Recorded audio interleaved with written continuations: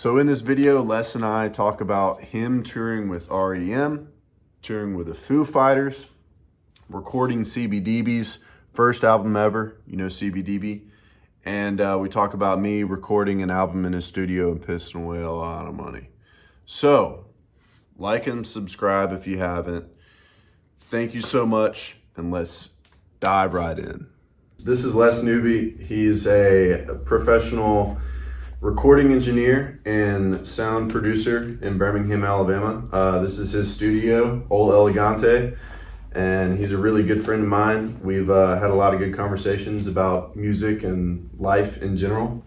Yeah, it's good to have him here and talk to him in the way that I want to.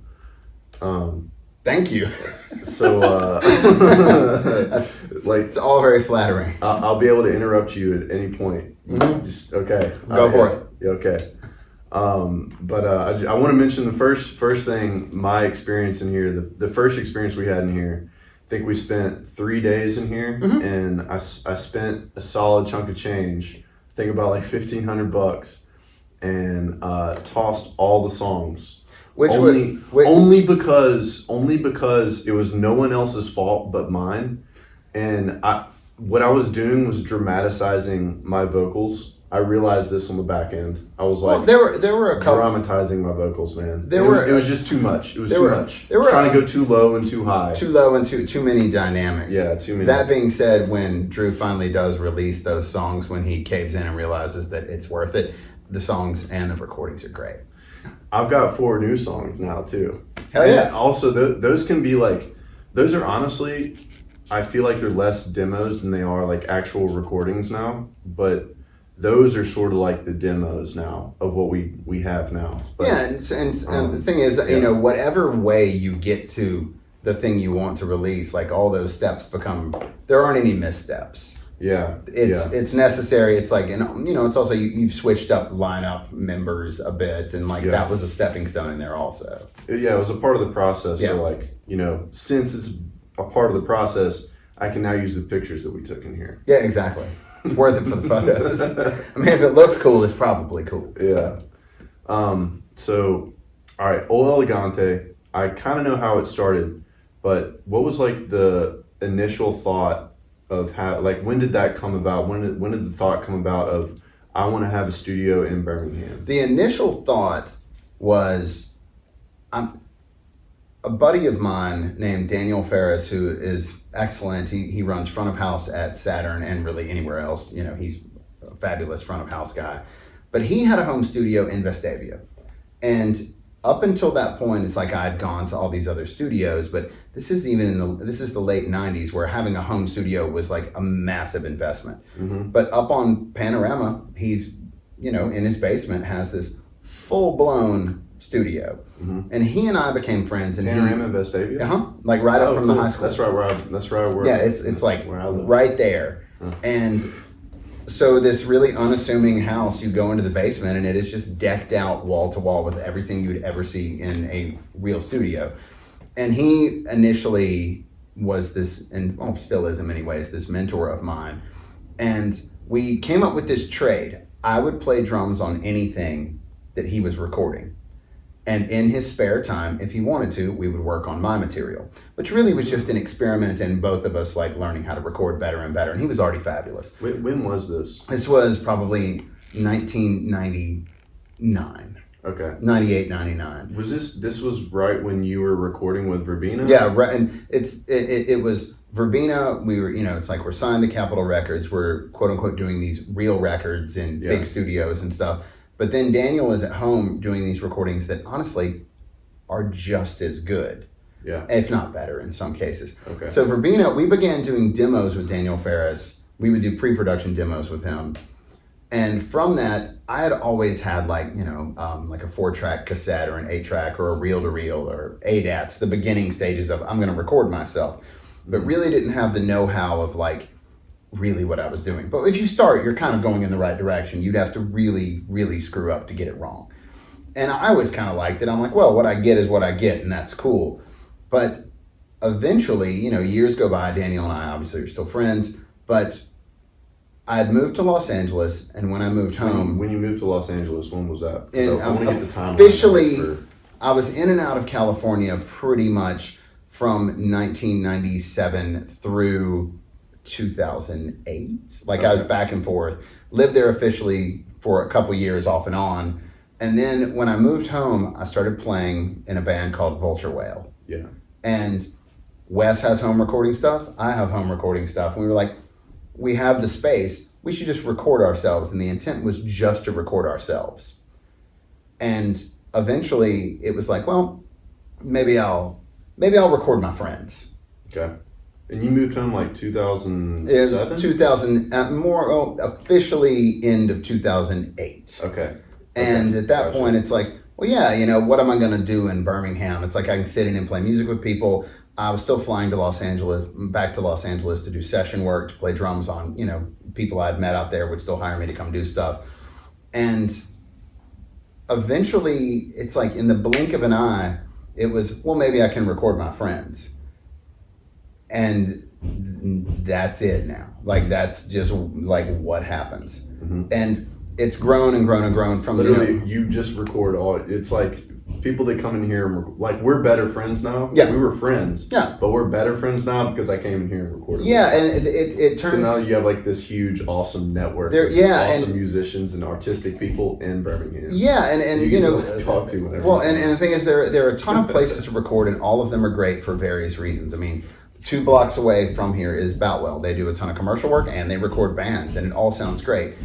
There are certain clients that come to me and then go from here over to another studio called Communicating Vessels. Mm-hmm. And it all works in tandem. Like everybody, I send Dropbox links or, Google Drive links to people at Boutwell and oh, okay, you guys work together. Well, it's okay. Unofficially, it's like, there'll be some sort of spillover from Communicating Vessels where people like coming in here because the room is big and airy and the atmosphere in here is cool. Yeah. So they'll come in and sometimes people will record drums, then take them away and then finish recording with Brad, who works over at Boutwell. And actually there's another Brad who works at Communicating Vessels. Mm-hmm. Like, so files get shipped back and forth all the time. But, eventually it's like there are people who have recorded with me that have figured out, just like I did, they can record at home also. Yeah. And with, I wouldn't say minor investment, but, get yourself a good interface, get a good microphone,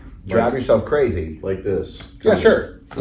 This is minimal. Like it's Audacity. It's a simple Tascam 2x2 audio interface, and then 2 simple mics that I can also use for gigs and stuff. Exactly. So, and I think that, and it took the pandemic for me to fully embrace it. It was that things people record at home, it's like, cool, send it to me and I can mix it.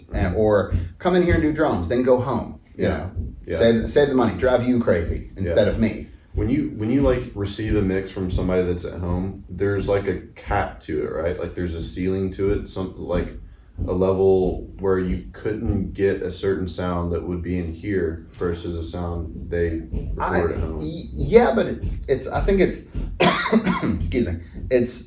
I think it's all different. I mean, it's like there will be bands who, and this comes up a good bit, bands like Venture Boy, Matt Sanderlin. Right. Everyone. Yeah, it's like to come in here and it's like, I mean, and it's funny, I met with Matt years ago and he wanted, he was thinking about coming in to record, and honestly I heard his recording and I was like, why would you need me? Because it's already great. And I think that it comes down to, you don't want to be a used car salesman. Right. But at the same time, it's like, I think it really took the pandemic for me to say, like, you can record anywhere.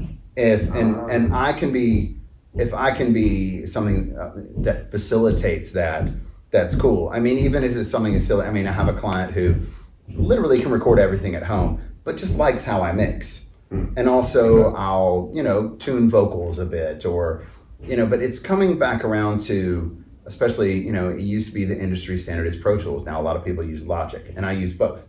So people can send me all the files in a folder, or they can send me a Pro Tools session or a Logic session.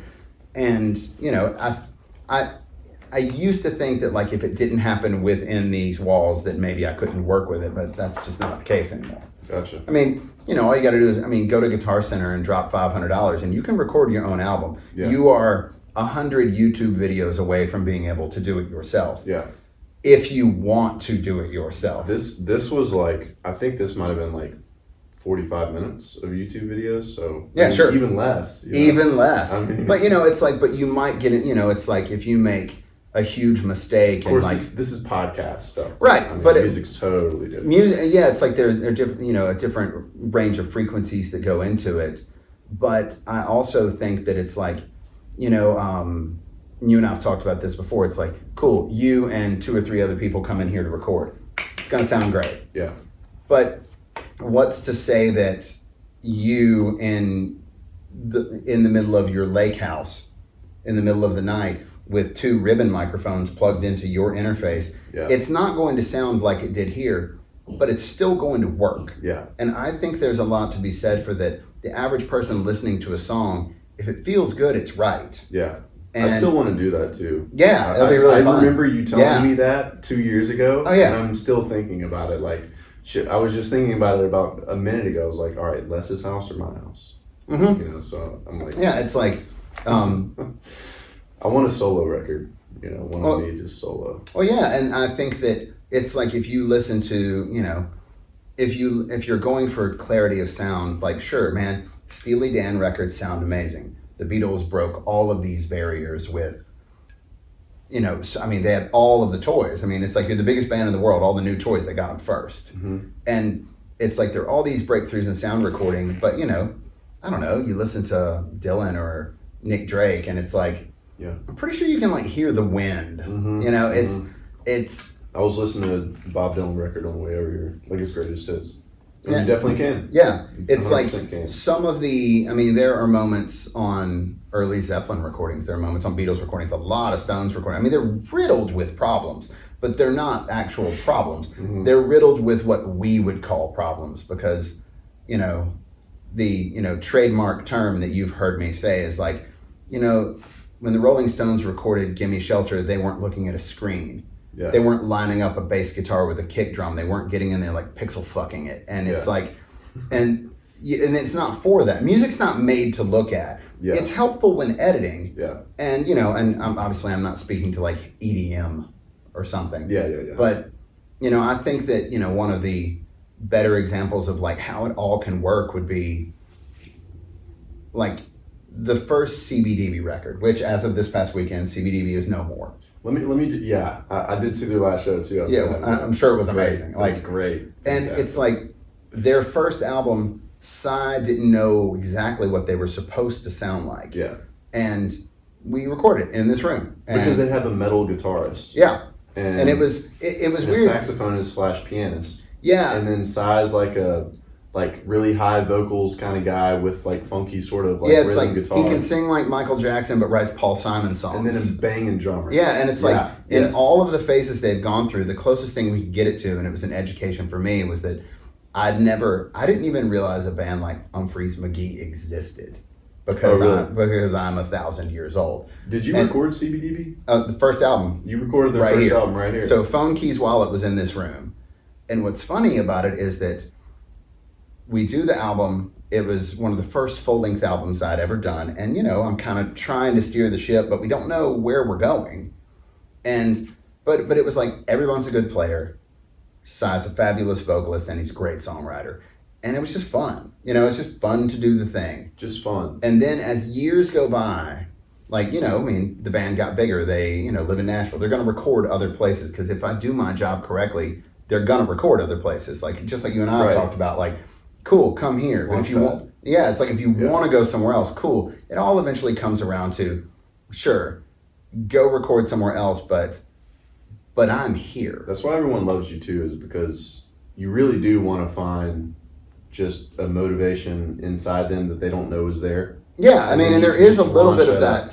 There's a little bit of like explaining, like I've had a good run of these like really like young, like 18 and 19-year-old people be in the studio, and what's great is they know there's a bunch of stuff they don't know. So they're trusting me to like make it sound, it's like, well, do you like, it's like the optometrist, A or B, B or C. Yeah. And luckily these kids are like, if they can hear themselves, they enjoy it. And so it becomes like a really good document of like, honestly, this is what you sound like. And now we can trick it a little bit and make it sound like it's in bigger rooms or different places, but the take is the take, and this is what you sound like. And, you know, jumping back to CBDB, it's like talking to their guitarist, to Chris, it was like, they had recorded the next thing they did in Muscle Shoals, then they did some stuff in Nashville. And there was always this like loose plan of, wouldn't it be fun to come back? But they don't need to, they don't live here. So, but there's something about the first album that's like, and I'm quoting him, he was like, that's the one. He's like, that's the one. And he always said that? Yeah, he was like, you know, he's like, that one just has a vibe that's, and the thing is, I think that everything that's recorded in here, that first CBDB album, also the unreleased songs of yours, there's something that glues those together. And I think it's just the vibe of the room, or maybe it's me, but whatever it is like capturing that vibe, and that moment is what it's all about. Really, when you say the vibe of this place, it is the room. It's a combo of you and the room both, but really that room back there, just hanging out with you back there and just letting you roll. So let me just tell you, he's like, hey, listen to this. You know? Well, and you're just like, okay, I will listen to that. And then you ramble, and it's fun. Yeah, I mean, you make it fun. You make it easy. It's smooth. It's flowy. It's like, it's perfect. I think about this a lot, and I actually did message with the guys out at Bates Brothers, which is it was the studio that I recorded at when I was a teenager. Because honestly, we didn't know of anywhere else, and it's out in Hueytown, and it's amazing. And they're using 2-inch tape. Yeah, there's this. It's Bates Brothers, and it's like in this industrial complex in Hueytown, and it is amazing. Yeah. Like you can hear a pin drop in this place. Yeah. But with them doing that, and then I'm like, well, you know, I'm a mix of like home recording turned into bigger room recording. Yeah. It's like those guys, you know, it's like I'm like this jerk 16 and 17-year-old out there just making a bunch of noise. And had Eugene and Eric Bates like not been cool, I wouldn't do this. And I think about that when it's like, you know, anyone who's in the studio, but especially like people who are in their, you know, in their teenage years or early 20s, it's like, you know, there's nothing to be gained from me acting like a prick to people who don't know as much as I do. It's like, I've been too stupid to quit this industry for over 30 years now. So it's like, it's like if you hang out long enough, you pick some shit up. You don't regret being in the industry. Though. No, I don't. Because honestly, I mean, even as a teenager, it's like when I was hanging out in my room recording me. Yeah. It's like, I kind of figured, well, if I do a guitar track along with a drum machine, and then I replace the drum machine with me trying to play real drums, I mean, there's no way that this is how records are made. Yeah.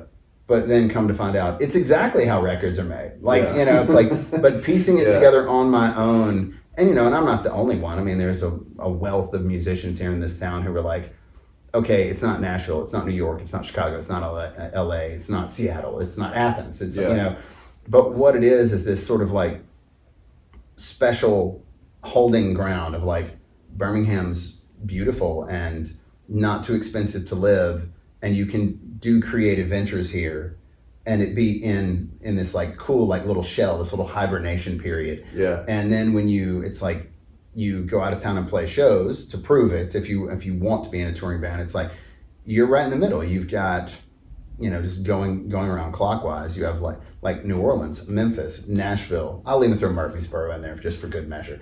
Chattanooga, Atlanta, Athens. You're right in the middle of all these places to go and test out the creative thing you've been doing.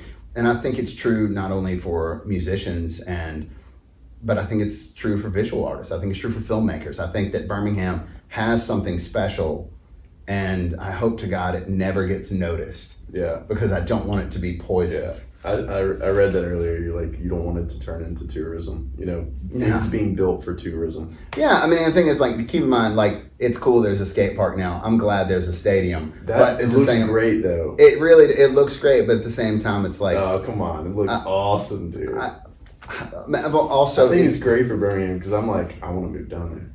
Do you? I mean, I Do you was really? like looking at it, I was like, You I don't want to move over there. I think it's maybe I'm poisoned by like when if someone says to me like I think I want to live down by the stadium, I'm like I'm thinking Legion Field. Like I don't want to live by Legion Field. Like I went to Birmingham Southern, it was close enough. Yeah. Like that's fine.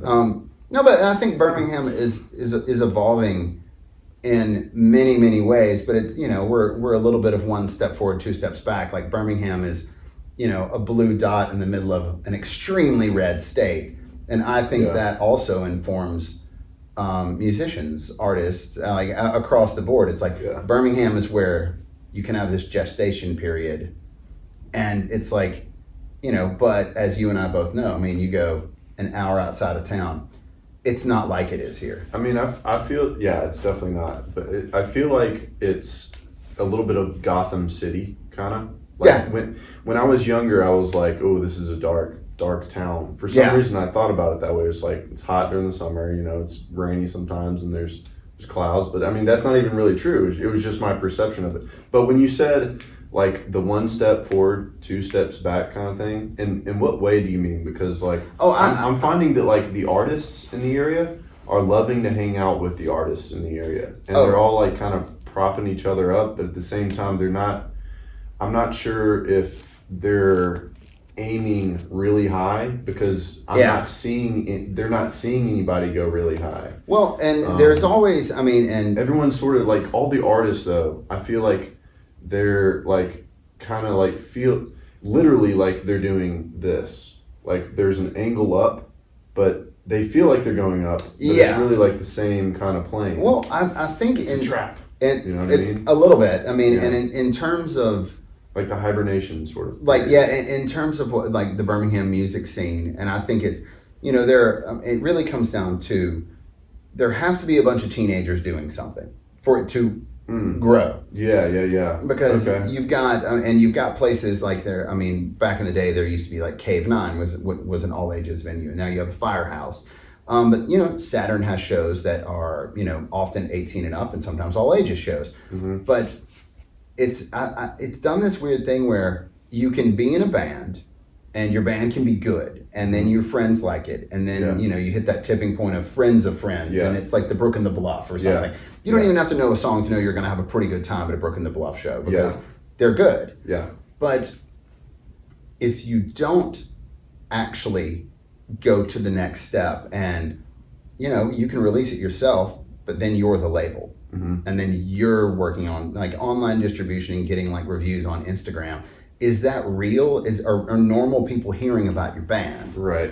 But you have to do what Brook and the Bluff have done, or Carver Commodore. Are they signed now, the Brook and the Bluff? I don't know what their official deal is with anybody. They've toured all over the country though. I mean, it really comes down to they I saw their show at Avondale too. Yeah, fantastic. I mean, they clearly have a good booking agent who understands what's going on. Yeah. I know they had actually recorded a couple things here that they filmed. Their Thanksgiving show, they came in and did it live in here, and it's like they're they're good, but you gotta go. You gotta like actually get a booking agent, actually go play shows and build those connections while winning people over. Because otherwise, you're just gonna be a band that like, Rad, you sold out Saturn. Oh my God, Friday night, your band at the Nick was amazing, and in 4 months you do it again. But unless you go elsewhere, you're just a big fish in a little pond. It's a great pond. Yeah. But you have to actually get out there and do it the way they're doing it. Carver Commodore is doing it. Obviously, St. Paul and the Broken Bones. It's like, and in St. Paul and the Broken Bones, it's to the point now where like you don't even have to know a song to go to their show and have a great time. Yeah, and I think it's like a little bit deceiving, like with Birmingham in general, because just because it's a city, you feel like it's a lake or you feel like it's an ocean. Yeah. But it's, it's a pond kind of. Yeah, and not in a bad way though, but like the thing, I think there's value in like seeing people succeed, and succeed in whatever way they succeed. Like the Brook and the Bluff has succeeded, CBDB succeeded. Yeah. They're like Tuscaloosa though, aren't they, a little bit? CBDB, they formed Birmingham. In Tuscaloosa, and honestly, maybe their only Birmingham connection was me. Oh, wow. That could have been the case. Okay, but then there's like Early James, and he's done well too. Yeah, and then you see all the other guys, and I mean, You know, I mean, some people have done well in their own right. You don't know what their goals are per se. And I think succeeding with their own goals is really what we're talking about. Knowing what the goal is, like, you know, if but I was curious about like the next level. Like if like the next level could be signing to a label. It could be like I was talking to Daniel Donato this past weekend. He's a great chicken picking country artist. Yeah. He came to town. He played the Deebs Days. And I was hanging out with him after, and he was saying that grow your community. It's like grow your community. Yeah. And he's like, yeah. I was telling him like my goal is to go open as a country artist for a big country act, because I've sort of like started going down that route. Yeah. Of like okay, this fits me more often than just the sort of like what is going on kind of. So, but he was telling me instead of like that being your goal, try and just build your community. Keep building your community. And so, it really does come down to even, it's like with you playing at the grocery, which is, you throw a rock and hit the grocery right now. It's like you playing there, it honestly, and it's something that I've witnessed with the Brook and the Bluff, besides the fact that like it begins with the guys in the Brook and the Bluff, like everyone can sing. It's well thought out. And now the secret weapon is, the kid who's in there playing keys, the kid with the afro. Like, he is oh my God, next level good. He's incredible. I didn't even know he was in the band. It's like actually, I don't know his name, but he's John, the drummer's brother. Oh my God, he's so good. And when they were in here recording at one point, I was like, how much money would it take for me just to pay you to follow me around and play my theme music everywhere I go? Like if it's rainy outside, will you just mope along with me a few steps behind? If I'm in a kick-ass mood, just I need you to tear it up. Like he's just, and the thing is, it takes that kind of that dedication and that skill level. And you're not trying to trap lightning in a bottle, but a little bit of luck. But the thing is, it's the level they're at, which can even get bigger. Or and I keep referring to Carver Commodore because I think they're probably the best rock touring band, and I've known their guitarist Philip since he was a kid. It's like there's something special about it. There's an energy brought to it, and it's like you playing at the grocery. It's like if the people there like you, and then the people going there, next thing you know, it's that people are going there to see you, and then their friends are coming too. And there's definitely this, it's like friends of mine posted between Deebs Days, which was this past weekend, and then Mason Music Fest. It's like I think there is something really special that Will and Sarah Mason have brought to the table over the last 10 years, even if not more, of that music isn't something like, when I started playing music, it was like, okay, cool, I've grown my hair out and I play music. I'm not playing baseball anymore. I'm 13 years old at the time. Right. And it's like I was immediately ostracized from social groups because I'm not playing sports anymore, and clearly I'm on drugs because I play guitar, or or I'm like, you have long hair. It's like I have long hair. I probably shouldn't date your daughter, or something, eccentric. And in the late '80s into '90s, cleaning a shotgun, it's like bring her back by 10:30. Yeah. 10:30, that would have been amazing. Like more like 9. Oh, really? Like, times you got 9 yeah. because you had long hair. Yeah, exactly. And looked like a hippie. But it's like now or it's a punk rocker, actually. No, definitely a punk rocker. Actually, I was referred to recently as a local ragamuffin. Ragamuffin? I know, right? That's local pretty good. Ragamuffin. Les Nuby, local ragamuffin. Local ragamuffin. I don't want to define that. I feel like it's like muffin. Nah, not really. And then rag. Nah. And I was referred to as like local punk rocker, and it's like, man, I'm not punk rock. There's nothing DIY going on here. I'm super lazy. It's like people come in, I record them. It's a path of least resistance. But it's changed though, where Mason Music has made it that like music is something that you don't have to be. It doesn't have to be your life. You don't have to get married to music. You can have fun with music. You can play with people. And then Mason Music Fest, there are a bunch of kids who are amazing, who will go on to play music their whole lives. But at the same time, there's like, I don't know, the kid who plays drums who's like, yeah, this is what I do in the summer. And it isn't all or nothing. And I like the way that it's not all or nothing because something has grown out of it. Mason Music Fest was about the most, white people doing white people stuff that white people like. But at the same time, there's room for that too. There's room for all of it. Yeah. So. I really like the sort of like gig lifestyle way of doing things. I think it's turning into a gig economy. Like your different skills, you can purpose out and make money over it. And sort of like the drummer in the summer that he likes to play drums in the summer, but he's sort of doing that and he doesn't put so much weight in it that he has to do it, kind of thing. Right. So the art can be sort of created out of that. He doesn't have to. He can get distracted while he's playing the drums. Yeah. There's not like he doesn't have a set in stone have to do a thing.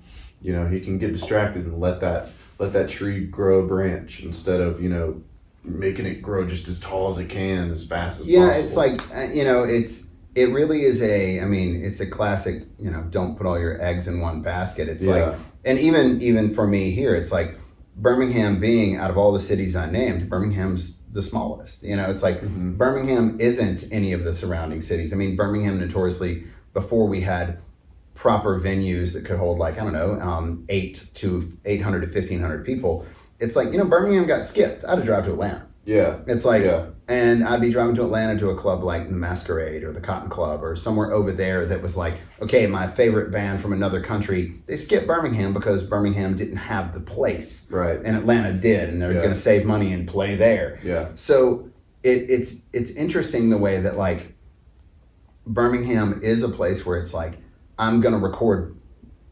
anybody who, it's like, if it's weird dance music, if it's folk music, if it's a heavy metal band, it's like, I think being involved in it is like, it doesn't have to be something I love for me to appreciate what's going on. So it doesn't have to sound like the stuff that a 48-year-old guy who likes alternative rock or whatever, because I like a lot of stuff. But it comes down to like, you have to diversify it in some way. It's like when friends of mine were like, we want to do a podcast, but we don't know how. And I listed out all the ways they can do it themselves. And they opted for like, we'd rather just come in and let you handle all the audio. And I'm like, sounds great. My dream in life as a teenager when I was playing my guitar wasn't like, I can't wait to record a nutrition podcast. Yeah. But I actually get a lot of joy out of doing that too. Yeah. It's like from start to finish, this nutritionist and this dietitian come in and they talk for 3 hours and those are the two ladies? Yeah. Oh, okay. And it's like, I do all of, I edit it for content because it's like, well, I did go to college. I can use that part of my brain too. Yeah. And, wrote the music for it and did the thing. And it's like, and it's been a thing where, like 60 podcast releases later, it's like, they have some sponsors, they have a following, they have this thing, and I'm thrilled to be a part of it. And it's like, but go back 2 years, had you asked me, it's like, are you going to like professionally do commercial podcast? I'd be like, nah, it's not cool. Yeah. And now it's like, not only is it cool, but like I really enjoy it. What's their name again? One more time. The name of the podcast is the Happy Eating Podcast. The Happy Eating. Okay. And I'll let you just go to that to find out their names, because their names are Carolyn Williams and Brierly Horton, but it's too hard to spell Brierly. Okay. It doesn't autocorrect correctly. But yeah, something about art. It's like it either needs to be life or death. Yeah. Or it needs to be not.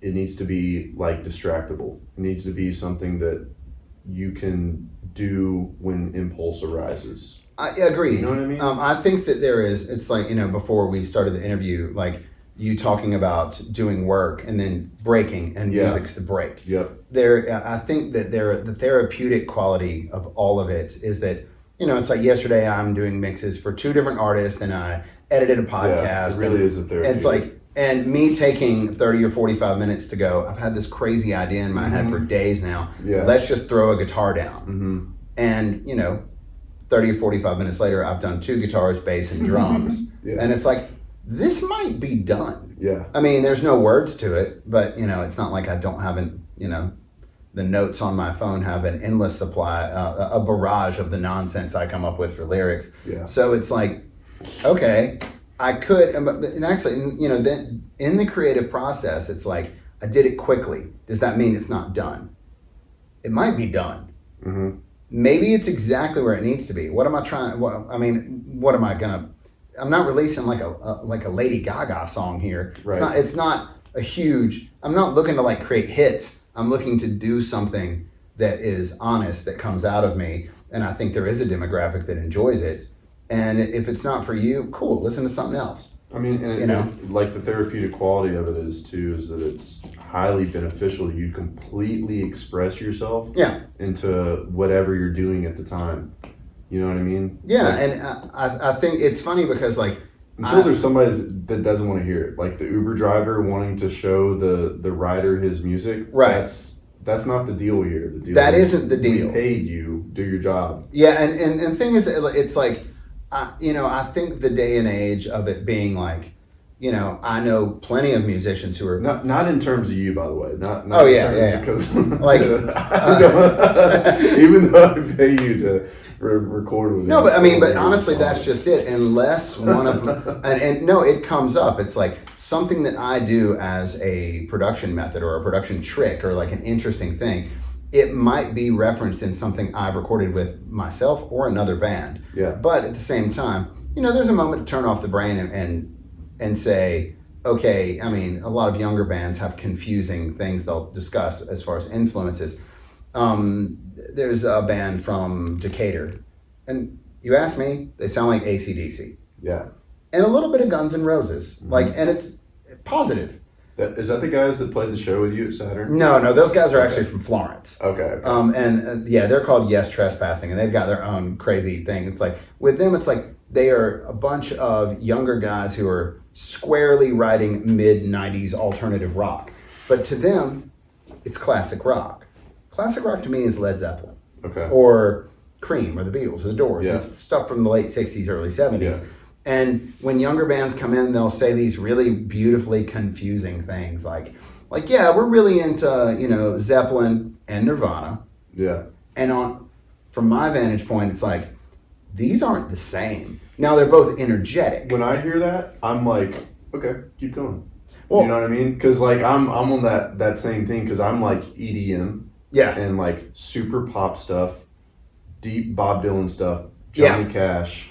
Led Zeppelin. It's Jim Croce. When I start whittling down what elements they're talking about, really, when you talk about Zeppelin and you talk about Nirvana, it's like you're talking about energy. Yeah, you're talking whatever that Venn diagram is. What is and it's that, okay, cool. In between those two things, it is a really expressive, aggressive drummer. It's vocals that feel something. Yeah. And but then you get into like weird nuances of like people saying like, well, I really want huge Nirvana Nevermind drums, but then their favorite bass sound is the Beatles' Paperback Writer. Then you start pinpointing, and it's like, well, those two don't go together. Yeah. Like you can't have super like bass sounds and big roomy drums. If you do, that might be all you have. The frequencies are now taken up. It's like, and also I think that super roomy drums. And then what bass sound? Super duper like thick bass. Like if you listen to like the Beatles' Rain or Paperback Writer, it's like really thick bass sounds, and it only works with you can have roomy drums, but they're not going to be punchy. And there's certain things that just frequency-wise won't go together correctly. But even then, maybe there could be some lo-fi artist who has big roomy drums and a Paperback Writer sound, but it depends on what you're going for. If you're trying to write Smells Like Teen Spirit, you're not going to get it with this formula.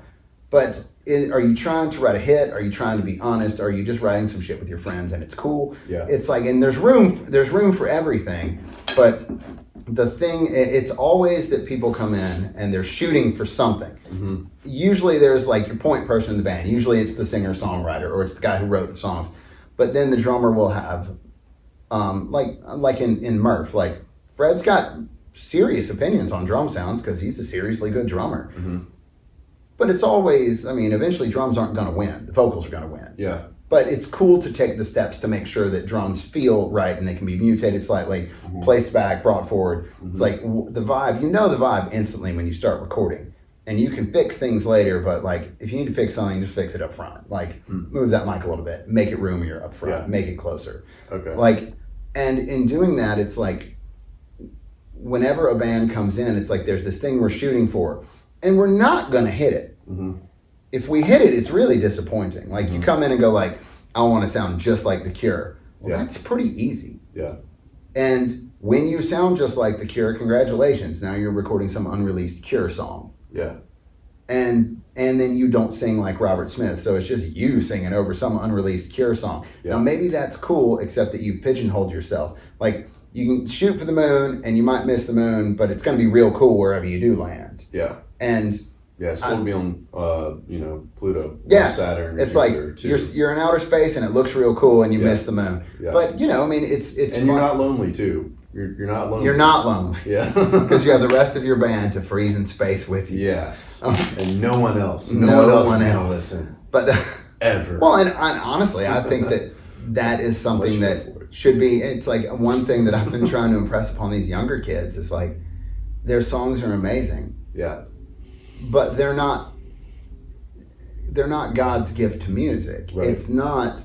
It's like the thing you're doing. It's this time period, and it sounds cool. But like throwing a post up on Instagram or TikTok or Facebook or Snapchat or whatever isn't releasing your record. Yeah. It's actually take the time. If you don't have a lot of money, you're going to do the PR yourself. Mm-hmm. Not even a lot of money. I mean, like, it's like if you're not going to pay money for someone to do the job, you're going to do the job. So it's only going to get done as well as you do it. Yeah. And I can tell you right now, It's going to cost you time. It's going to cost you time. And I don't know, the majority of 18 and 19-year-old kids I know aren't focused enough. They really need to believe that their material is so special that it will break through something. Mm-hmm. And I'm not saying it won't happen, but everyone, it's like you and I could release this podcast in Korea only tonight. Mm-hmm. Is it going to be the best podcast in history? Right. Like, it's like, oh, Joe Rogan got put out of business because of Drew and Les. Like, probably not, because we're not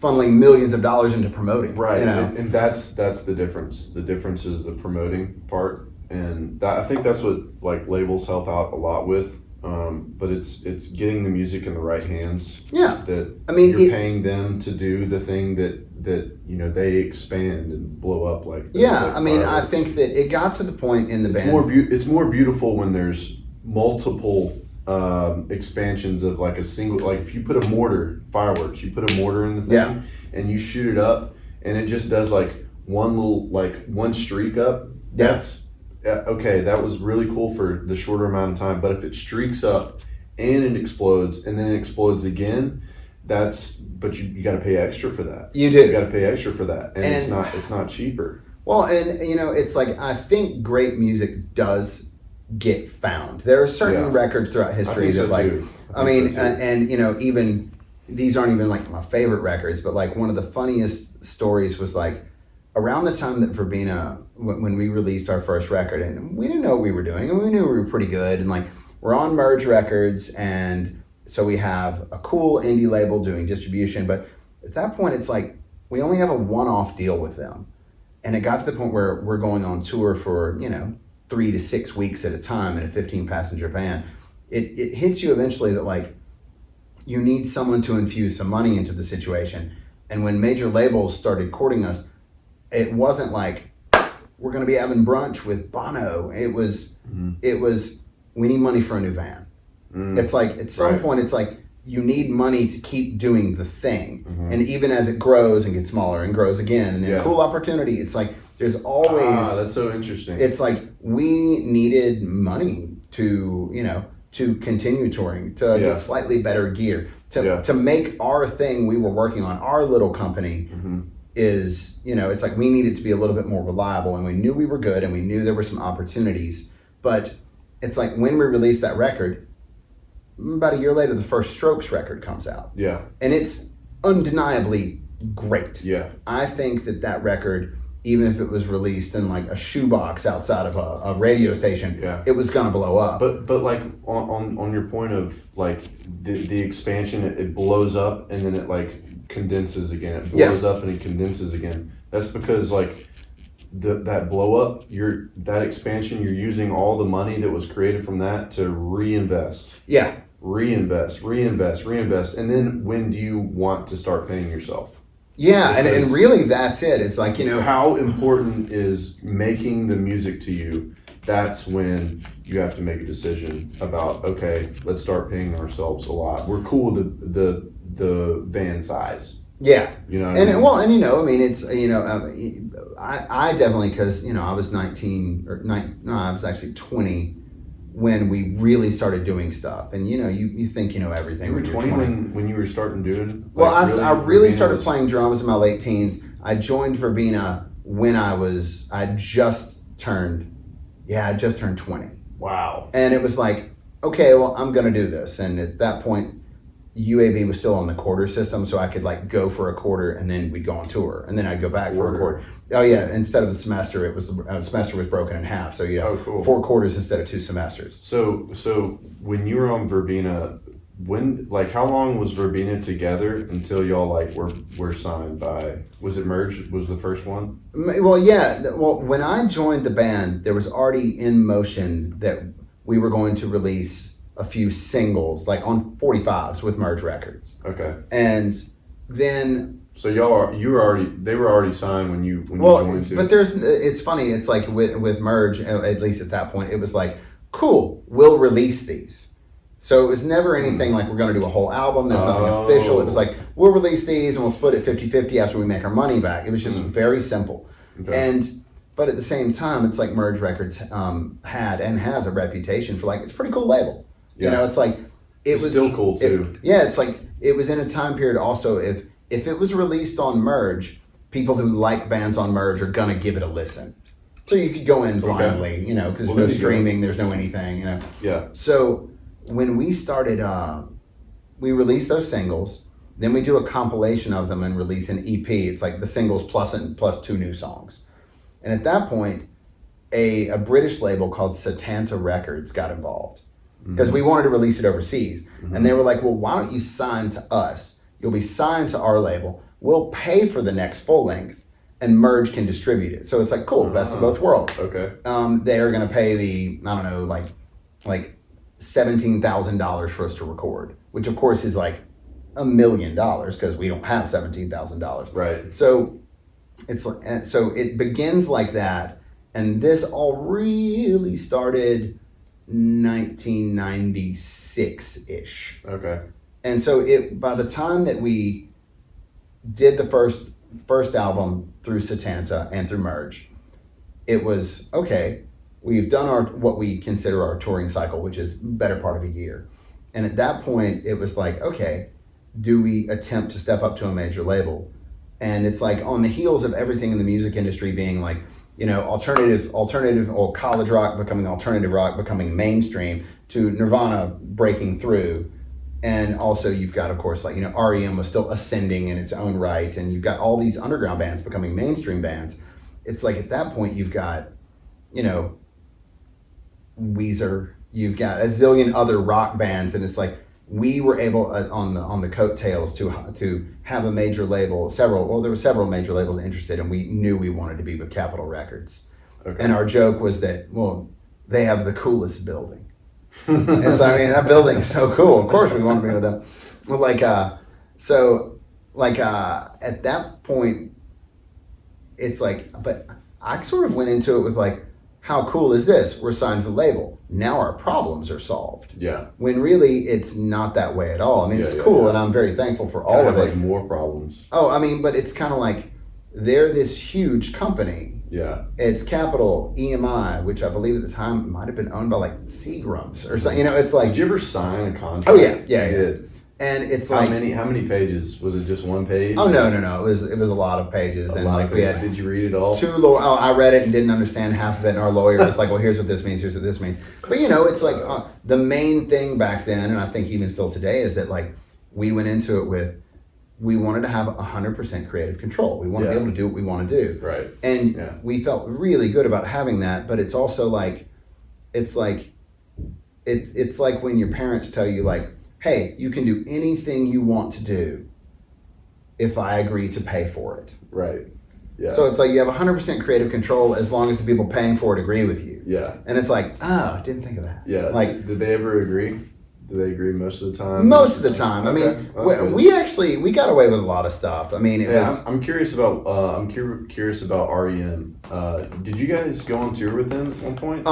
Verbena never did. But I toured with a Scottish band called Idlewild opening for REM. Oh. And Wow. the big Verbena claim to fame was touring with the Foo Fighters. Idlewild. Yeah, Idlewild is it's in America. Idlewild is. But REM's like one of your. Yeah, favorite REM's bands. the reason that I've gotten into all this mess. Okay. Yeah. Right on. In every way. So when you were hanging out with REM at the time, like when you were on tour with them, did you try and make jokes tailored to them? Did you try and figure out like what they wanted to hear? It was do that actually kind of thing, it took a minute. It was complicated because, you know, these are guys that like when I was 15 years old, I got their autograph. Like right. my parents, my you mom idled them, right? Oh yeah. I mean, yeah, it's like the gear that I was buying, what I wanted to do. Like I saw the thing they were doing, and said, okay. Like I mean, as a 14 or 15-year-old at the time, I'm like, okay, you can do music and it not be Bon Jovi.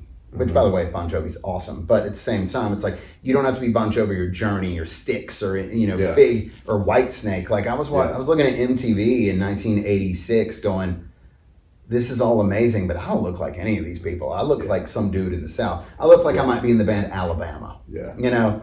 And then it's like, I'm not in Van Halen. Man, I love Van Halen. Like, it's a, but also, it's like, I saw REM and was like, okay, you can do whatever you want to do, and you can dress like a thrift store exploded on you. Yeah. And it's going to be fine. Yeah. And also, to be a 16-year-old in 1990 was like, you know, I have two really cool older sisters who listen to cool music. So I was like getting their music. So by the time I was 16, it's 1990. And like my favorite band is REM. And it's like, and they weren't big yet. Yeah. They were big. But when you went on tour with them, did you get to hang out with them often? Oh yeah, yeah. It was. What was that experience like, hanging out with people that you idoled? Initially nerve-wracking because do you just say up front like, hey, when I was 15, I got your autograph. Right. You know, but I decided to take the road of knowing that, like, you know, at this point, REM's playing like stadiums and shit, and it's like, they're huge. And honestly, it's like, y'all were playing stadiums too. Oh yeah, so it's like, you know, but basically, when you're playing something that big, it's like you're playing at like, you know, like it's like you're playing at the stadium in Tuscaloosa. Yeah. And imagine like the amphitheater, or are you talking about? Oh no, like it's a stadium because we're in Europe on this tour with REM. It's soccer stadiums, it's football stadiums. God, that's massive. So and the thing is, and not like it's not like you know like a U2 or Coldplay concert. I mean, it's not filled, but you're playing a stadium. Right. But it's like at one point, it's kind of like, okay, you know, we're playing down here, and it's like, you know, we have monitors set up and everything, and but like, what was your approach like hanging out with them? It was. It was like, eventually, you know, you kind of get into the groove of the tour. Yeah. The benefit for me was that everyone, and this links back to something we just talked about, everybody who was on tour for like the crew guys for REM, they're all American. Mm-hmm. REM's American. I'm American. The band I'm playing with is Scottish. Yeah. So word got around pretty quickly that the guy playing drums in Idlewild is this dude from Birmingham. Yeah. Like, how did that happen? Yeah. And they're from, where are they from? They're from Athens, right? Yeah. Yeah. Okay. And so everyone on their crew, including Peter Buck's guitar tech, like I'd met these guys before. They used to go on tour with Superchunk, who are the band who started Merge Records. So, it's like eventually you just continue to know people everywhere. Yeah. But that was sort of my in to like, you know, at that point I'm able to watch my favorite band of all time from the side of the stage. Like I'm right next to the guitar tech, and like he's married to this woman who used to play bass in a band that was from here. Like it's a small world, but, you know, traveling around. Yeah. And initially, it was Peter Buck that asked me, he was like, so how did this happen? You know, just kind of what are you doing here? Like, how do you know these people, but we all know you somehow? Yeah. And I decided to take the high road with it and not turn into the REM fan club member that I actually was as a teenager. Yeah. And so you messed it up. I totally was like, okay, when talking to this person, don't say their first and last name. Just say the first name. But but also I'm glad I took the approach of just like hang out and talk shit like a bunch of guys in a band, because that's what just because they're in one of the biggest bands That's in the world. Most fun thing. Yeah, it's like you're backstage, like shooting the shit, and he gave me a hard time for smoking cigarettes, which I took to heart. Yeah, it's like yeah, okay. It's like kind of if I'm trying to emulate these guys, maybe I need to lose the cigarettes. But it was funny though because from that, it's like Peter Buck, guitarist of REM, but Scott is the second guitarist. He's not an original member of REM, but he's in the band, and I kind of buddied up with him because he's a little bit of a fish out of water too. He's not like in the band for like the heyday records. He's like, he's just like the guy on tour. Like I'm playing stadiums, and at one point it was like, I kind of figured, you know what? I don't need to dork out with these guys because if I ever see them again, I don't want it to be that they're like, oh yeah, that guy was cool until he kind of dorked out on us. Like, but eventually, you feel like that's what it would have been like. Oh yeah, I mean, because once you open the floodgate on like how much you play in like, stadiums. Yeah, it's like, when I was 15, I got your autograph, and like I own 2 Rickenbackers and a Mesa Boogie just like yours. Like I mean, which I do. Yeah. Like because you open the floodgates, and with you, when the floodgates get opened, it's just gone. It's just gone. All of it's gone. And man, but I knew eventually, it's like if I ever see these guys again, I don't want to come off like I was like pretty cool, then turn stalker. Yeah. So, but eventually, it's like when the dam breaks and it's like up on the mountain. Like the classic thing, whatever goes viral, or just like a movie. Yeah, it's like he was cool until we learned about him. But he destroyed the whole town. Eventually, REM's not a band anymore, and Peter Buck and Scott, they both end up touring with a bunch of other people. So I mean, a few years ago, they were on tour with somebody, and they played at Saturn, and Saturn's a mile away from my house, so it's like I went down there for sound check, and I sort of passively reintroduced myself, saying like, hey, it's been a long time. I played drums in Ottawa on that tour. And at that point, they're like, oh, hey, man, how's it going? Like, you live in Birmingham. And at that point, I'm not going to say like, oh, yeah, we're friends. But it's nice to be able to go and see people that you grew up. I mean, because honestly, eventually you figure out there's no gatekeepers. Yeah. It's just a bunch of people doing stuff. Yeah. It's like, when you first were hanging out with them or knew you were going to hang out with them, you knew they were going to be in like the spot you were going to go meet at or whatever. Was your heart like? Oh yeah, it was a mess. I did that one time. I was going to go see this guy at a concert, and I knew he was going to be hanging out in the crowd beforehand, and my heart was beating so fast. Right. I was like, he's going to be here. Like my girlfriend was like, why are you so nervous? I'm like, and at that time, I didn't get nervous about that many things. And I was like, he's going to be here. Yeah, it's like, well, it's like, I think it's interesting, especially with musicians. It's like, one of the things that I didn't even know that I really loved about REM when I was a kid is that they seem to be doing whatever they want to do. Yeah. And it's like, in that way, it's like they're trailblazers. It doesn't make me a trailblazer to follow the path that they're trailblazing. They can be an influence, but it can't be everything. It's like, you can't be like, me and my band, we do what we want. No, man, you're just copying Led Zeppelin. They did whatever they wanted, and now you're clones of and you're copying these trailblazers. Yeah. And I think people stray that line of like, you talk to, anybody in a huge band, and they'll tell you who they ripped off. But you just don't realize they ripped it off. It's like, Bowie ripped everybody off, but he's Bowie. Yeah. That's his way of being a trailblazer. It's like, don't do something first, do it second better than the first guy. And it's like, that's like, there's a lot of value in that. Oh yeah. It alleviates like a lot of anxiety around like, am I doing this right kind of thing. Yeah. It's cool to have a path and then do your own thing, branch off of it a bit. But it's like the thing that I didn't even know that I loved about the guys in REM is that like, they were in one of the biggest bands in the world, but like Peter Buck will hop in a van and go on tour. Now keep in mind, having hundreds of millions of dollars doesn't hurt. Yeah. But, he's still like a dude who like, he played at the Nick with Robin Hitchcock a few years ago. Oh, and really? There's Peter Buck and there's the Black Rickenbacker he plays. And that's the guitar from the stadium. That's cool. It's like, he's just a dude who wants to play guitar. That's awesome. Yeah. And while, there are obviously life things that come up, there are, marriages and children and school and homes and obligations and all that stuff. I really admire the fact that, as previously stated, the money doesn't hurt. Yeah. But it's like, if you're doing what you want to do, and I gotta say, there's a level of consistency to that guy. He's like still just a dude who wants to go play guitar. Yeah. And that's amazing. Yeah. And I would hope that, that anybody playing music will always want to pick up a guitar. It wasn't like, oh, I did that as a kid and I quit doing it. Now it's dusty in the corner. Like, you'll never not play guitar. Yeah. Like, you'd have to lose a hand Yeah. to give it up, and then you'd play piano one-handed. Right. So yeah, figure something out. Yeah. Or like harmonica or something. yeah, sure. That's the next one for me. But that's like a true artist. Yeah. Peter Buck. That's his name. Yeah. Yeah, it's a true artist.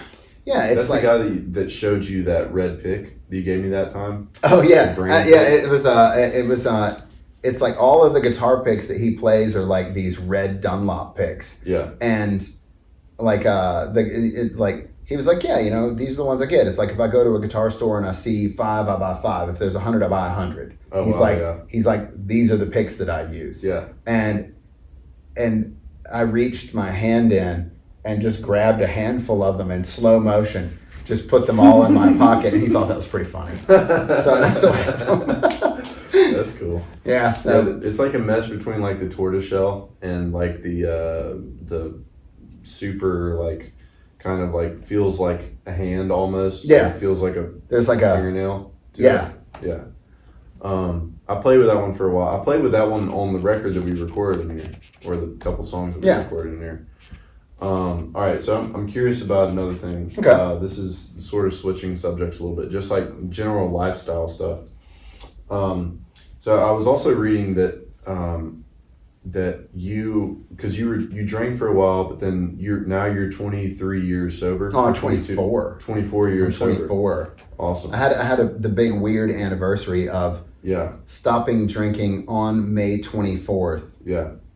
and it had been 24 years, and I was 24 when I stopped. Oh, really? You were 24 when you stopped drinking. Yeah, so it's like at 48, it's been 24 years, and not like I drank from birth to 24, Right. I mean, probably more like 16 to 24 or something Okay. like that. But like, Yeah. it was. Do you even think about it anymore like that? Yeah, okay. No, I mean, because I read something else that like your friends were like, oh, dude, I forgot that you were like funny.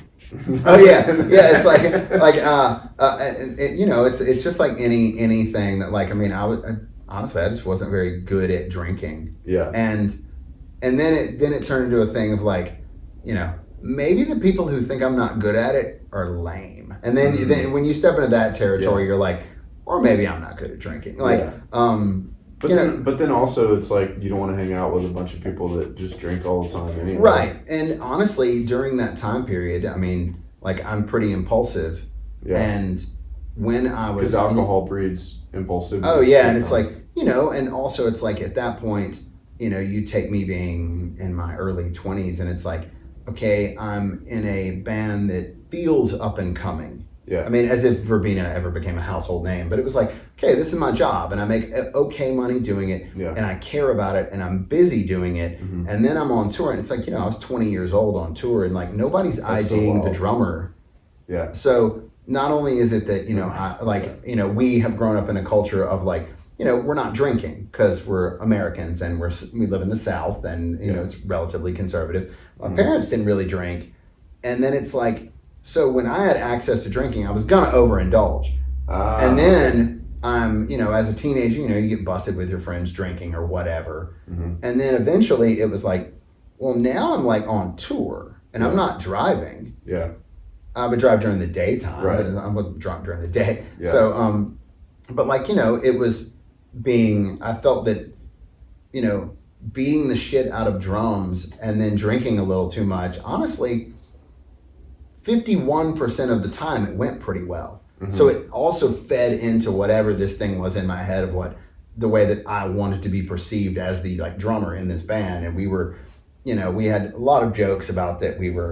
It's funny, for like 3 or 4 of like the nicest people ever, it's like, which we definitely leaned into this Everyone persona. was pretty nice. Oh yeah, I mean, it's like, Okay. I think I'm a pretty nice, caring person. So is Scott and Marie, definitely, and then eventually Nick, our bass player. It's like, we're all pretty nice people. Like, Okay. none of us are pricks. Yeah. So it's like, and we all like have families and relationships. I mean, like, Mm-hmm. but we definitely all leaned into this, like, here comes trouble. It's verbena. Yeah. And it was fun. Yeah. But, eventually it was like I had a big blowout. We had a huge party at my house, and I had a big blowout with like my 2 roommates at the time and the girl I was dating at This the is one of time. the impetuses Yeah. to like get it. Okay. And at that point, it was like the next day, it was like both roommates and the girl I was dating were like, man, something's got to give. And I was like, maybe you're right. Yeah. I've been feeling not great. I mean, and not even like, the physical aspect of it, but like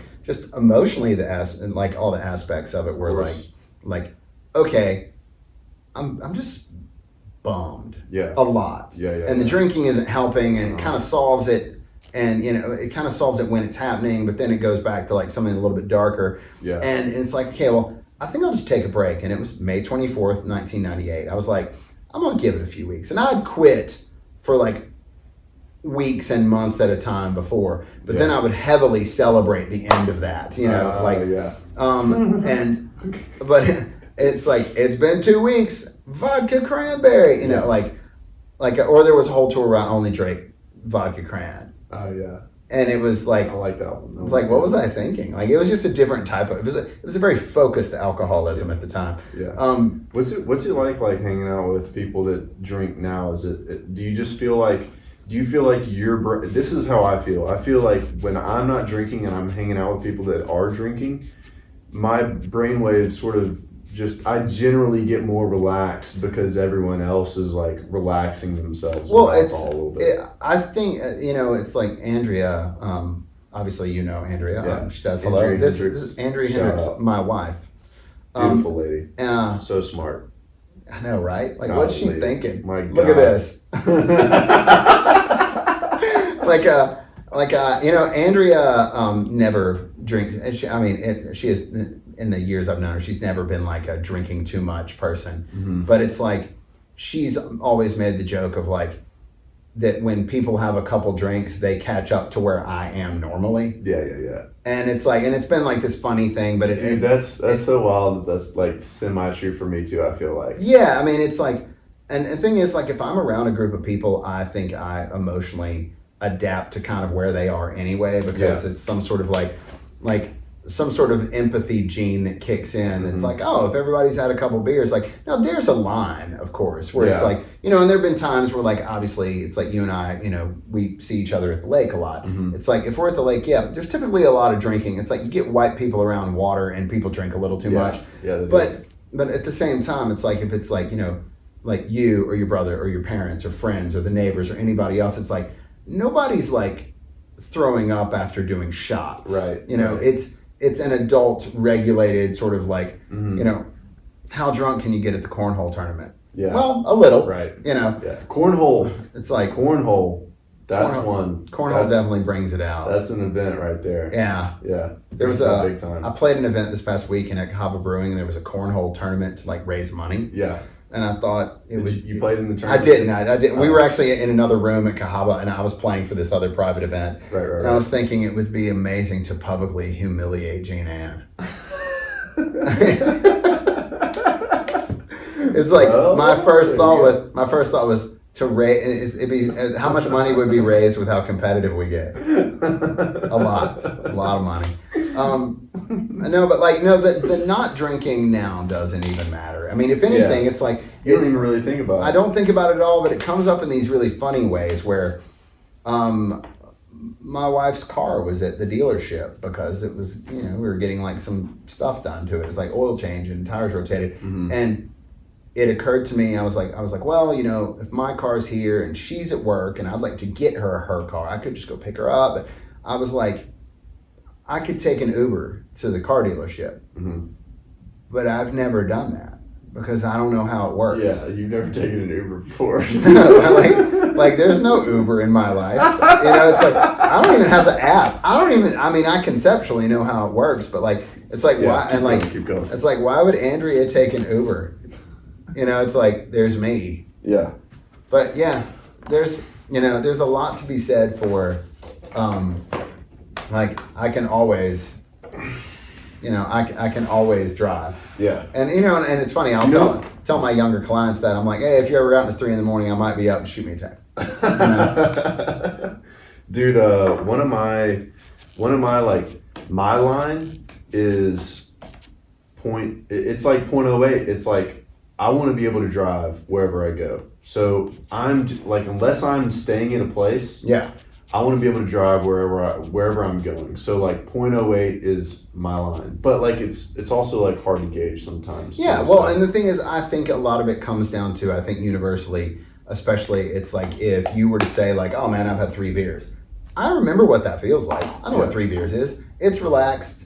It's, unless you shotgunned them, right, back to back. It's like people generally understand what a handful of beers feels like and what it means. Yeah. It's when but it's like from not drinking as long as I've not been drinking. It's like, would you like one of these? No, I'm okay. Okay. What's your flavor of choice with these things? Cool mint. The Cool Mint. That's my second can I've bought, and I used to dip a lot, like a lot, 2 years ago, and I stopped. And then when I come here and I see you with your nicotine thing, I'm like, hey, can I get one of those? I'm Mr. Lozenge. Yeah, I'm always like, hey, can I get one of the? And so my buddies have them at home, and then it's just like, whatever. It's kind of nice to have sometimes. Yeah, so. well, it's like It's not that bad for you. It's actually not bad for you. It's like it clears up your sort of like your brain safe. It's like locked in a certain way. You take one of these things and it sort of opens you back up. It's like Andrea and I have discussed. It's like, I quit smoking a little over 4 years ago. Yeah. And it's like, with the not drinking, I definitely was like, well, I am a career smoker. Mm-hmm. But it's like, but eventually it's like, you have kids and stuff, and eventually you're like, clearly you're not going to smoke inside your house because guess what? It smells real bad. Yeah. And then you're not going to smoke, obviously, in your car because you have children. So eventually you're like at the end of your own driveway, away from everyone. It's like, it puts you in such like a weird outlier, place of like, it's like, okay, well, eventually, like, when I met Andrea, it's like, okay, now it's not just my kids. She has kids. And it's like, okay, we're going to wear the patch for as long as it takes. And, it's like we've talked about, it's like for me, using a nicotine lozenge is cheaper than an antidepressant. Yeah. And it would be doing the exact same thing as an antidepressant. It's like, nicotine, and as my doctor told me, he's like, use the patch, use the gum, use lozenges, just don't smoke anything. Yeah. And it's like, well, that all makes sense. He's like, you're 48 though. At around 60, a pulmonologist might disagree with me. And it's like, well, okay, sounds good. At least I won't die from lung cancer. Yeah. Or if I do, I gotta say, if I get a lung cancer diagnosis, I'm gonna smoke. Yeah. It's like going right back to the cigarettes. Oh man. Both of my granddads had lung cancer, and they had terrible one of my dad's dad had a hole in his throat. Yeah. Because he would smoke so often, but he held a handkerchief right here. Yeah. And when he would talk, hey Drew, come on over. Really? He would talk like that. Yeah. Like you see in the old time movies, kind of thing. He would talk like that. And I remember as a kid, when I first started becoming conscious, it was scary. But then it was like endearing because I felt his like love towards me. Yeah. So it was like a weird kind of thing. But I'm curious about another thing. You've evolved a lot in your life.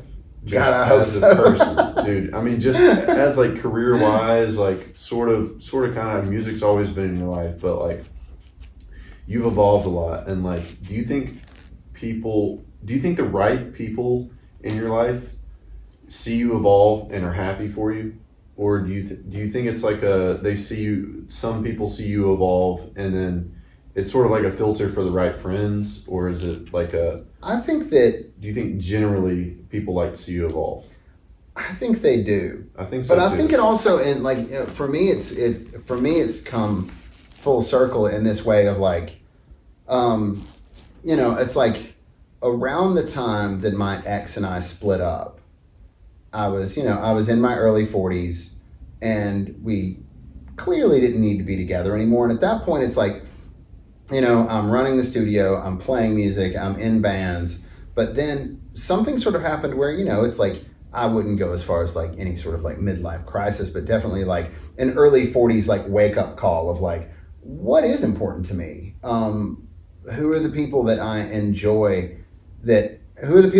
spending time with that get something out of it, and so do I.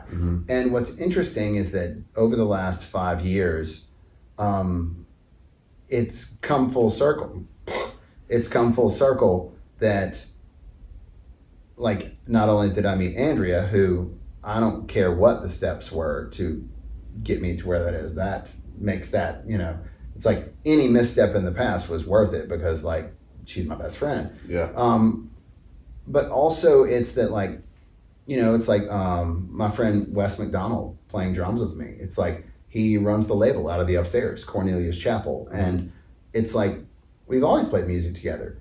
And then when I needed someone to play drums on my own material, it was like, okay, well, I could do it, but it's more fun with other people. Yeah. It's like, oh yeah, Wes has been my drummer since I was 12. Yeah. Like when we were like in a friend's back house in in Crestline, there's Wes. It's weird how it just occurs to you one day too. It's like they're and it's it's like Wes McDonald or my friend Michael Seal, like who I've known since we were like playing baseball in 3rd grade or whatever. It's like, or even before that. It's funny because, like, no matter how much time goes by, I think it all links back to, there are these key people in my life that I grew up with in Mountain Brook and Vestavia and Cahaba Heights, and like, it's like those are actually the people. There's no good guys, bad guys. There's no black hats and white hats. It's just a bunch of people all trying the best they can. Yeah. And the more that you evolve, it's like, I've always made the joke of, like, when you're a teenager and you're playing music, you're like, I don't give a shit what anybody thinks. I mean, but you do, because you live at home and your parents are helping and you're in school and it matters. And, like, eventually in your 20s, you're like, now I really don't care. Yeah. But I don't think it's really until you're in your 30s that you have a better vantage point of, like, the people that you don't get along with, you begin to see that they're just going through some bizarre situation. Also, like, it becomes clearer and clearer of, like, there's really no need to, like, get too worked up about anything. There's nothing to be gained about telling somebody to go fuck themselves, even though it feels good in the moment. It's like, and I catch myself with that. I'll become frustrated with something and be like, well, cool, this person's in my crosshairs now, I will destroy them. And then you go, yeah, it takes a lot of work though. Yeah. And you don't want to, and I think even like that's like the personal side, but even on the musical side, it's like, what are you trying to do it for?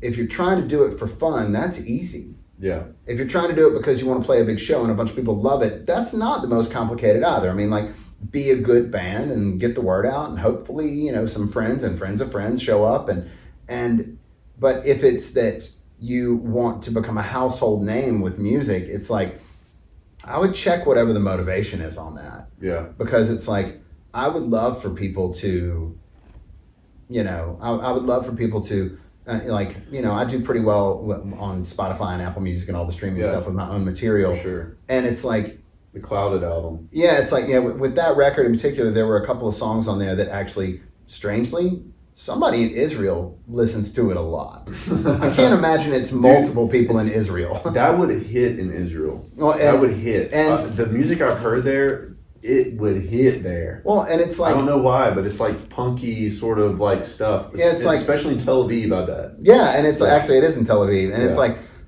okay, well, this is weird, but it's like, I would love for my primary income to be that I create a bunch of weird, crazy things and people go, oh my God, it's amazing. Mm-hmm. But the fact of the matter is, it's like, that'd be really, really cool. But at the end of the day, I think that, I think it's important to note that I'm aware that the world isn't waiting to see what the creative process is of a happy, white, 48-year-old guy. Yeah. Like, it's like, man, my kids rule. My wife's awesome. My relationships are good. Yeah. I don't have like a bunch of like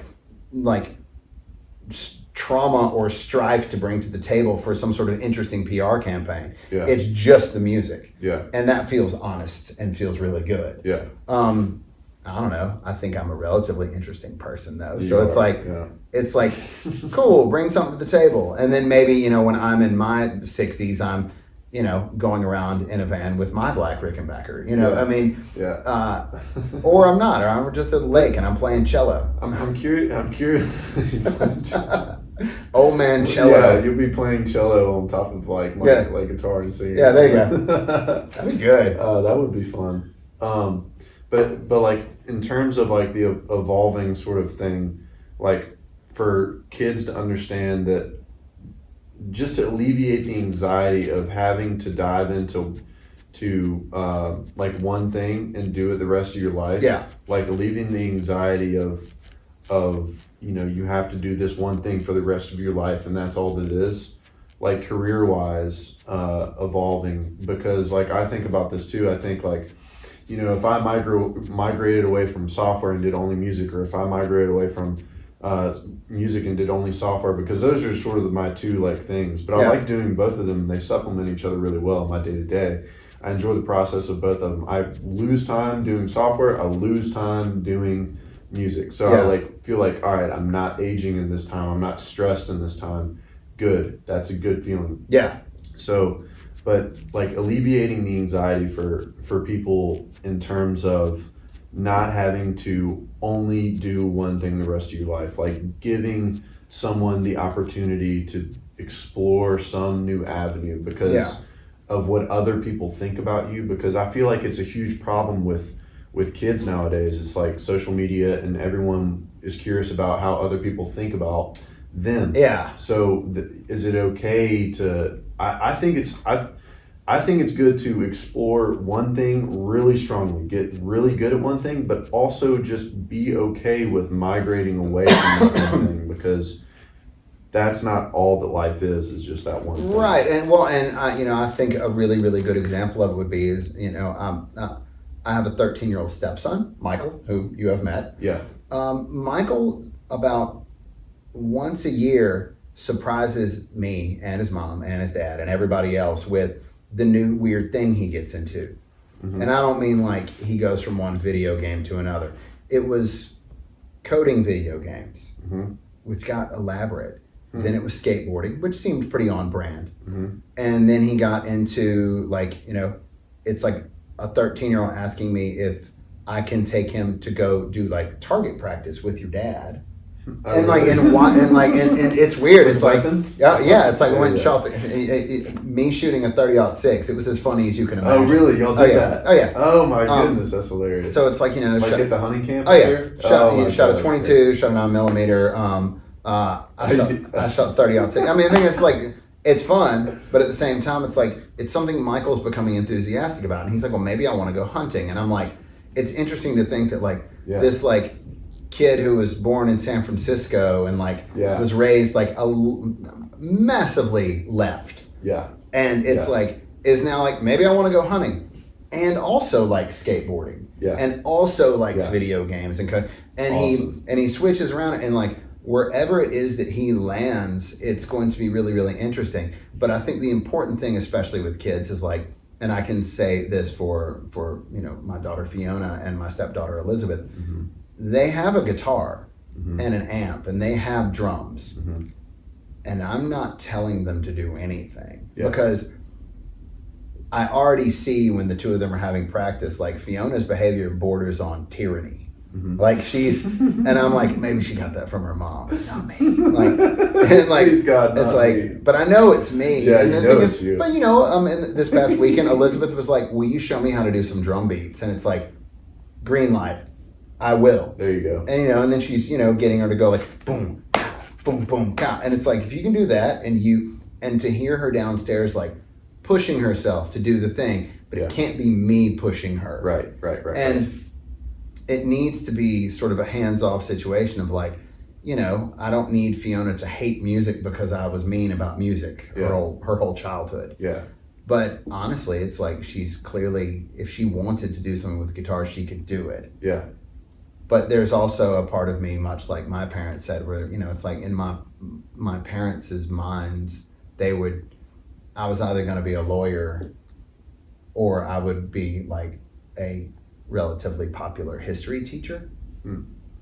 And it's like, or I'm gonna do something along the lines that both those jobs entail, but it's like it's in here. It's facilitating recordings, but it's not about the recordings. It's about it's like man, if I had a nickel for like every kid with a relationship problem that thinks my advice is worthwhile, I mean, I'd have like just this week like $1.30. Really? Yeah, I mean, a lot of kids ask you for about and the thing, and stuff. It's weird, I mean, it's like an 18-year-old kid who's decided to take a gap year and like his parents aren't on board with it. Okay. Being objective about like, Do you have a relationship with his parents or no, her parents? no, not at all. But it's like, but I try to give What's them, your advice to that? My advice is if you think you need to take a gap year, you probably do. Yeah. 'Cause don't waste your parents' money. Yeah. But at the same time, it can't be a gap year of you living in their basement. Right. It's like you need to like go get a job and like get some roommates and figure out how to grow up a little bit. Yeah. And honestly, it's not like I've had this sage advice my whole life. Like my crash course in that was I'm going to hop in a van and figure it out. And maybe there was more than one time that I was like, I don't have any money, so I'll be getting dinner on this Texaco card. Yeah. And like, honestly, it was perfectly fine. Yeah. I survived, but it's interesting to talk to these younger musicians about what they think they're going to do, how they're going to do it, the way that their interpersonal relationships work with their siblings, with their parents, with their girlfriends who are still in high school, but they're leaving to go to wherever, And it's interesting because I think it's important to have the role with them of like, and I'm not your parents. I'm not your uncle that you barely talk to. Right. I'm this other adult who can give you objective advice. It's actually massively beneficial. And it's beneficial to me also because it makes me kind of go, okay, and clearly I'm not going to be like, I don't know, you want to make some money, you should sell weed. And like obviously I'm not going to be irresponsible with that view, right. But it's it'd be really funny. Have you considered meth? You go to Jasper and sell some meth. It'll be fine. The market's great up there. Yeah, the market's great. It's like trade the meth for the guns. That's the real money. But like I think that's actually my weird job in my job description is like it's like and honestly it's like when people are like, hey man, I want to come in and record. Can you give me the bro rate? And it's like it's like the bro it's like well, but I become bros with everybody I record. I mean, it's like.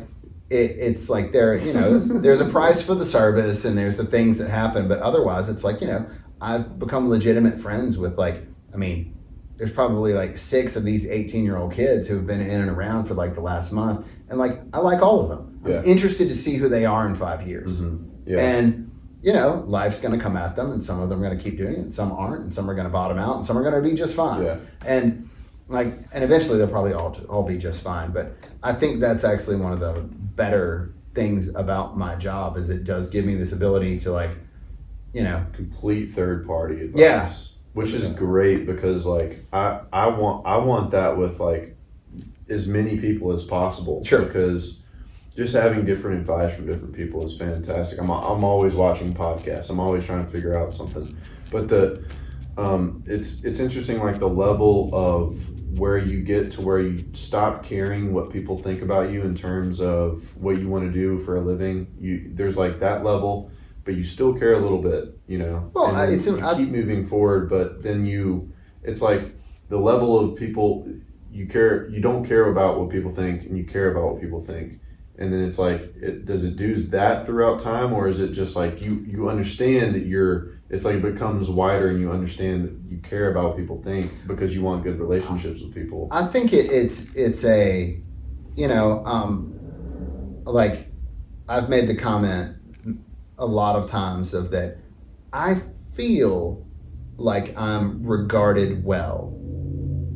Like here in Birmingham. You have a great reputation in Birmingham. Yeah. And what's interesting is I think, just to tie it back to there were a good, like when I quit drinking, there were a good bit of people, and mostly friends of mine. Like nobody was like, we're never speaking again because you're a jerk when you drink. Like that never happened. But it's like when I quit drinking, there were a handful of people who were like, what do you mean you quit drinking, man? It was so much fun. Yeah, and it didn't take me long to realize that's probably not somebody that I need close. See ya. And the people that my real relationships with real friends, like the people you actually go through stuff with. Yeah. I think that I think it's important. I think it's important to care what people think because, like, you know, and I'm not Mr. like dress for the job you want. I mean, because if that's the case, I'm dressed like a roadie for Los Lobos. Dude, I heard that advice so often. And it's like it really is a. I'm eroding. It's it's. I think it's important to care what people think, but at the same time, understand that. I mean, at the end of the day, it doesn't matter. It comes down to, like, you know, your family and your friends, and they're going to be honest with you. I mean, it's like, you know, man, it's like if you went down some like super weird road, you'd get endless commentary from me about it because we're friends. Yeah. And I'd be like, I don't know, man, maybe starting an HVAC company is what you want to do, but why aren't you playing music anymore? I mean, and I think it's just, you know, I think if you put your best foot forward, the world responds to it. Yeah. Well. I heard this thing in a podcast the other day on Aubrey Marcus's podcast, and he was talking about this nurse that recorded every single like regret of people dying on their deathbed, and the regret was it wasn't like I wish I pursued my dreams more. Like there is that, everyone knows that, but like it's the I wish I let myself be happier. Yeah. You know, which is like okay, when you let yourself be happier, it's like, in this moment, how happy can I, you know, be? I think, you know, a good, actually, I've also been practicing this thing where, like, I haven't done this in the past, but it's new to me, and it creates a great response every time. Every time I make eye contact with somebody now, it's like I smile at them, or I, like, give them a head nod or something. Because, like, women love the smile and men love the head nod. Yeah. You know, people just like attention. Man, there's a lot to be said for, like, and good vibes. You know, it's just a simple pay it forward. And it makes me happier. That's really it. So I'm letting that happen, you know. Andrea and I just went to San Diego, and it took all day to get there. We were in Houston on a long layover. Luckily, nothing was delayed too badly. We made it there and made it back. Yeah. But when we got to, I got a rental car through Priceline. And I'm like, cool, whatever. It's a Honda Civic-ish car, whatever. Because really, it's an A to B situation in San Diego for us. So it's like, we're going to go to our friend's house. We're going to hang out. We might drive to go look at where Andrea went to high school. So, but the car was goofed up. There was clearly like a belt loose, and the coolant light is on, and the car was smaller than I'm like looking at my phone going, okay, something's off. But it's also late at night. And I was like, let's just get to where we're going. And if this really bothers me tomorrow, I'll deal with it then. Yeah. And honestly, we never really drove the car. We borrowed our friend's car because we were with them and their kids, and it didn't need the rental car. Yeah. But what really pushed it over the top is like, car smelled like weed, and I don't mean like a little weed. Yeah. A lot of weed. I mean like maybe there's still weed in it. And like, it wasn't anybody you were hanging out with. Right, and exactly. So it's like you know, I contacted Priceline. Priceline said, we're going to look into it. And I was like, well, listen, I don't want all my money back, but to be compensated in some way would be cool, because there's these three issues, and the biggest of which being when you're trying to explain away the smell of like abundant weed to your kid, to your 2 10-year-olds. Like, it's like, I don't know, maybe it's Nag Champa, you know what I mean, or whatever. And like, I don't even care that someone smoked weed in the car. It doesn't matter to me. If it was just me, I wouldn't even complain. Yeah. But, you know, eventually yesterday I ended up on the phone with a guy at the rental car place.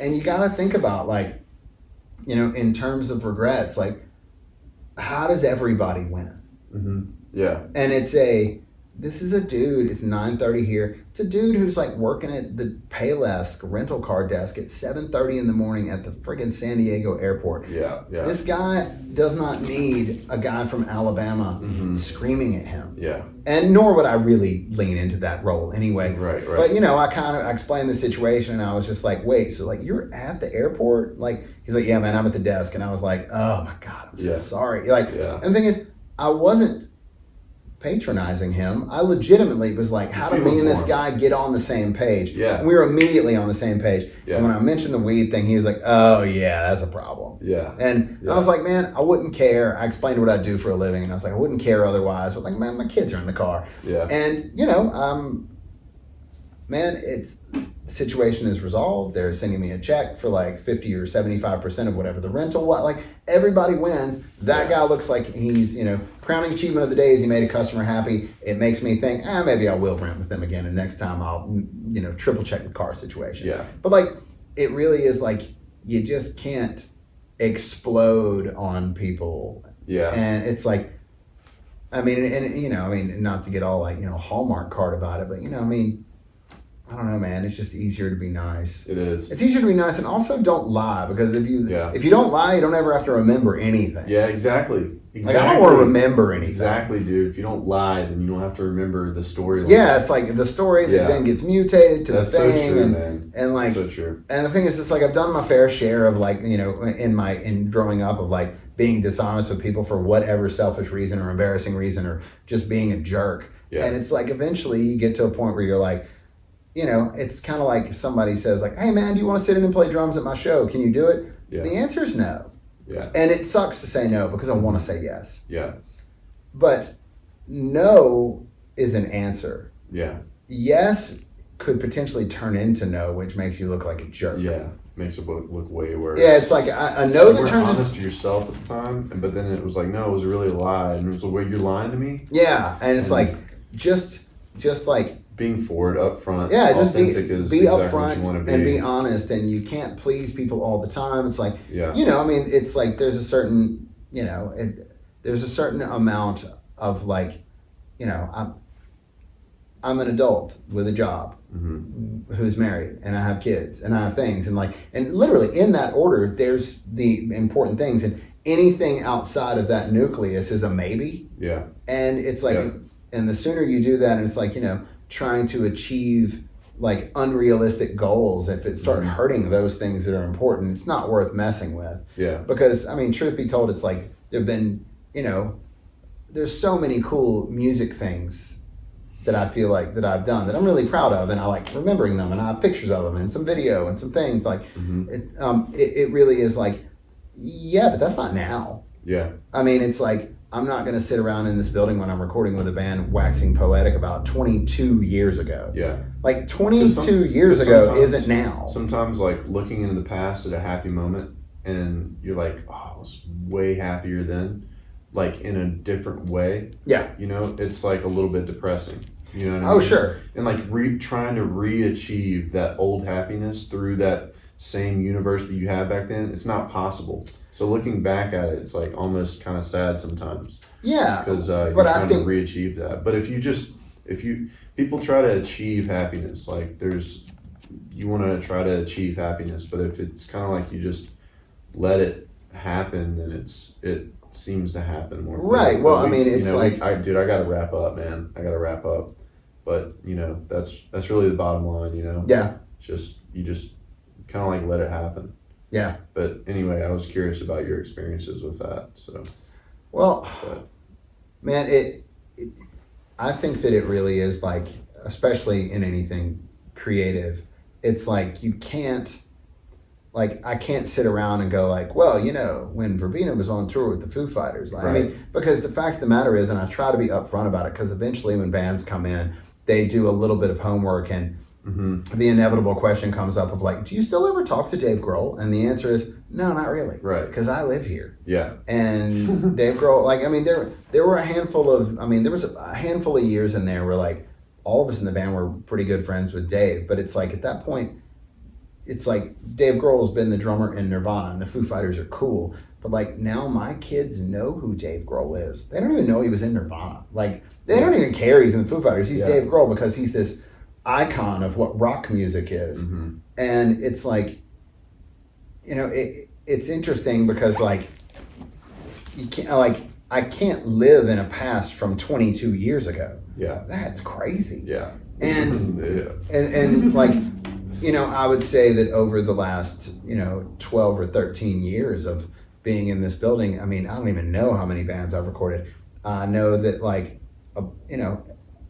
nobody's screamed at anybody and been super pissed off, at least not at me. Yeah. And like, so it's like whatever it is I'm facilitating here is you know, I gotta say, it makes me a lot happier than it's like, you know, when friends would be like, oh my God, you're living the dream, you're in a band, you're on tour. And I would let them believe that. Yeah. But the fact of the matter is, like, sometimes you're alone in the middle of nowhere and there's nowhere to go. And you're like, okay, yeah, I guess me and the book I finished last night are gonna hang out again. Like, I mean, and it's like traveling around, like driving in a van 8 hours a day to get to the next, like, possibly not great place to play a show. Yeah. It's like, I mean, eventually it's just like, man, just go home. Yeah. It'll be easier. Yeah. Do something cool. Dude, let me know if Michael ever wants to go hunting. I can show him around and stuff. He actually, and in the last handful of days, I mentioned to him, I was like, you know, we should get on that, you know? Yeah. And he's like, and his first response, he goes, oh, you're coming. I was like, okay. Awesome. Yeah. Yeah, there's spots that you guys can sit that are, you know, along that line. So, yeah, just let me know.